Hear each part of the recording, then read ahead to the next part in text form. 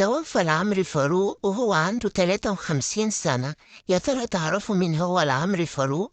هو رئيس مجلس إدارة النادي الأهلي ووزير الرياضة الأسبق، وهو كمان رئيس مكتب التنفيذي للنادي الأهلي، وهو أهم المستثمرين في مجال التعليم في مصر، وهو عنده عدد كبير من المدارس في مصر: بيبي جاردن للغات، ودار الفاروق للنشر والتوزيع. من فضلكم حبايبي اشتركوا في قناتي وفعلوا الجرس عشان يوصلكوا كل نصايح وحكاوي التميم الجديدة. والعمري فاروق شخصية سياسية ورياضية مصرية مشهورة. والعمري فاروق لما كان وزير للرياضة زار قطاع غزة مع وفد رياضي كبير كذا مرة علشان يرفع الحصار الرياضي والإنساني عن غزة، وعمل ملاعب ومرافق رياضية للشباب والأطفال الفلسطينيين. وهو من عائلة بتنتمي كل الانتماء إلى النادي الأهلي، والنادي الأهلي أعلن الحداد لمدة 3 أيام بعد وفاة العمري فاروق.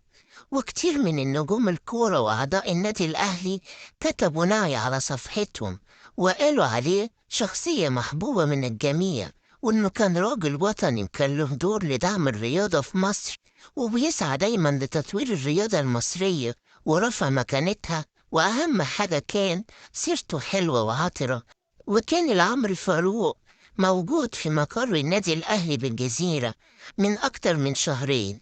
أغمى عليه وودوه المستشفى وعمل فحوصات وطلع عنده نزيف بالمخ، وعمل حوالي 5 عمليات في المخ، ودخل في غيبوبة من حوالي شهرين. وفي يوم التلات طلعوا إشاعة وهو في العناية إنه توفى، وقال أخوه إن دي إشاعة وهو على قيد الحياة.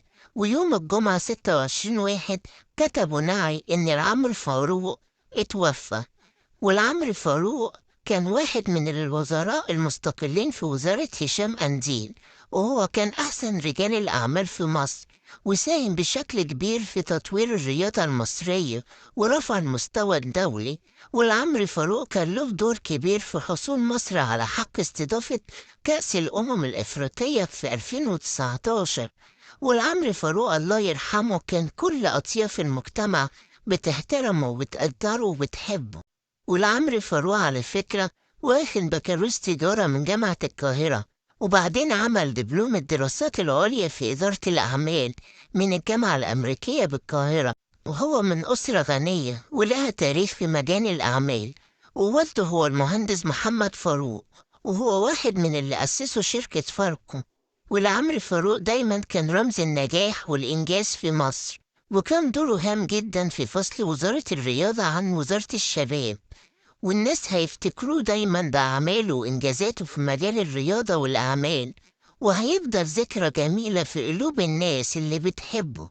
ونصيحتي ليكم حبايبي، احنا بنشوف إن بني آدم بيموت وتفضل سيرة العطرة في الدنيا. ربنا يرحمه وواسع رحمته ويرزقه الفردوس الأعلى. ونصلي دايما وندعي ربنا إنه يحسن آخرتنا ويجعل سيرتنا حلوة. آمين.